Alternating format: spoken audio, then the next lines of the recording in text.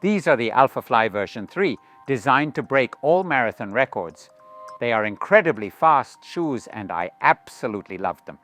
To understand why, let's start with the specifications. The Nike Alphafly 3 in size US 10 weighs 220 grams, while the women's version in size US 8 weighs 176 grams with an 8 mm drop and a 39.5 mm stack height at the forefoot. These are super fast, highly responsive shoes, perfect for amateur runners looking to perform at their best.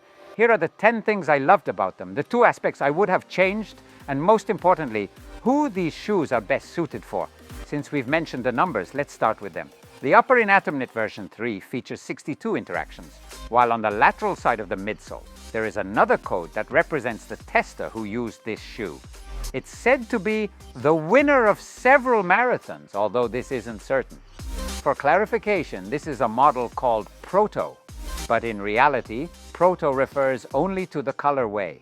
The code differs between the men's and women's versions and is divided into 2 sub-numbers. I guess it might indicate the athlete's number and the version of the shoe used.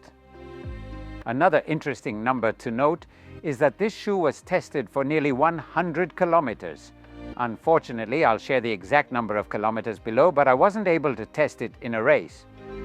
Given the holiday season, the only race I've participated in lately has been eating and drinking as much as possible. I love the knit upper, which is significantly more breathable compared to the previous model, and more importantly, much less aggressive in the toe box. There is also a noticeably reduced amount of upper material compared to the earlier version.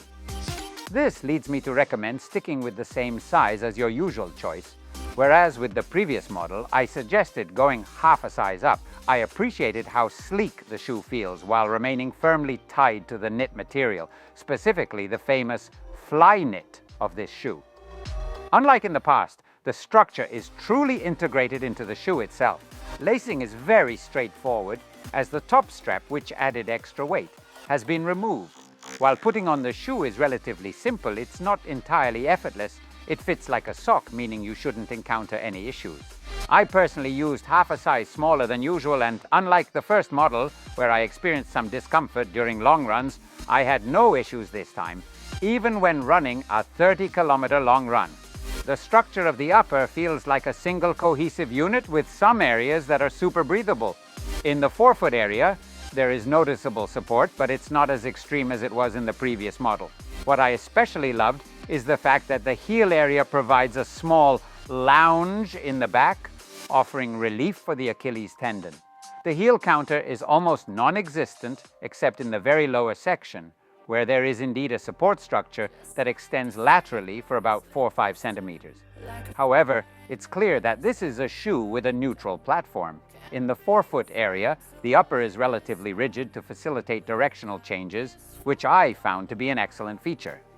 On the other hand, the fly knit material on the upper part of the tongue is very soft and comfortable, allowing for a precise and secure fit. This is further enhanced by the significant number of lace eyelets, which provide different lacing options depending on your foot shape. Throughout my use, the shoe never came undone, even during various activities over the past few days. In terms of sizing, I absolutely recommend sticking to your usual Nike size, as the shoe fits true to size and is very streamlined. Being a racing shoe, it's designed to run fast. If you have a wider foot, I would suggest going half a size up, especially if you've experienced fit issues with Nike shoes in the past. They love the midsole, which is still made of ZoomX, but as they say, not all ZoomX is created equal. The previous model, the Alphafly 2, was described by many as being significantly firmer, whereas this version features a softer compound. I don't know exactly how or why, but it feels like they've added a larger amount of material, particularly in the heel area. The geometry of the shoe has also changed. While the previous model had a segmented outsole in 2 pieces, this version features a completely unified outsole with the characteristic rocket design. I especially love the pods in the forefoot, which enable incredibly fast running. While some sources mention there are 3 pods, there are actually just 2, but they are extremely reactive, especially if you run on your forefoot. At the same time, the additional ZoomX material in the forefoot provides an even smoother, faster ride. I also appreciated the structure when running downhill. The redesigned heel structure which is very different from the previous model, allowed for a soft, enjoyable, and playful landing, even when running at relatively slow paces due to my current recovery from a minor injury. The soft landing is further enhanced by the increased amount of outsole rubber in the heel area, which ensures a stable and pleasant contact with the ground. To complete the shoe's design, it includes the familiar flight plate, which in this version has been widened laterally to improve stability. Despite this, the structure remains extremely rigid, allowing for effortless forward propulsion, provided your engine and holiday diet can keep up. Another interesting detail is the dual coloration of the ZoomX midsole with white and orange sections. Using sensors and a durometer, I noticed that the structure of the ZoomX is actually identical in both the white and orange parts. What has changed compared to the previous model is the longitudinal segmentation of the structure, which further reduces the shoe's weight and offers better balance during running. This is also supported by the fact that the flight plate is much wider, resulting in a relatively more stable ride. On a side note, it would be great if you could subscribe to the channel to not miss out on more reviews and insights about the world of running.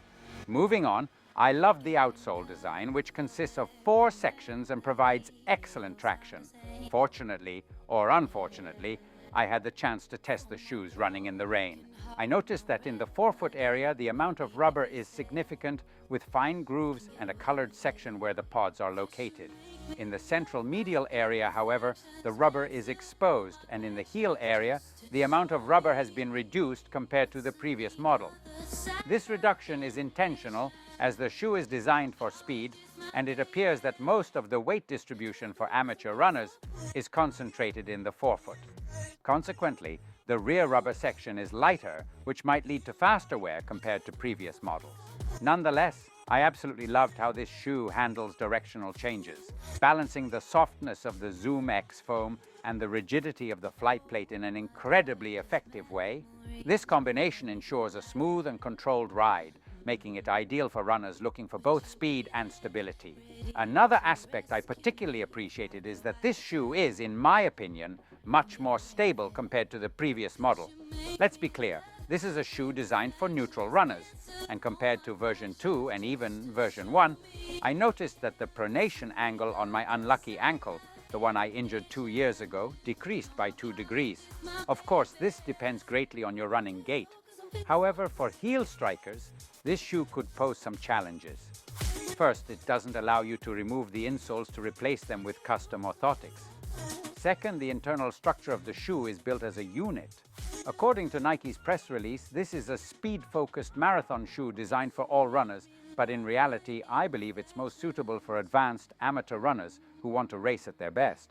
It's worth noting that the marathon world record was set in Chicago by Kelvin Kiptum with this shoe. You won't encounter any issues even after 30 kilometers, thanks to the generous amount of foam present in both the forefoot and heel. You could also use this shoe for track intervals or tempo runs, but it truly shines after an hour of running, when its exceptional running economy comes into play. When you wear these shoes, you'll likely experience the same feeling that I and many others had during the first run. They propel you forward effortlessly.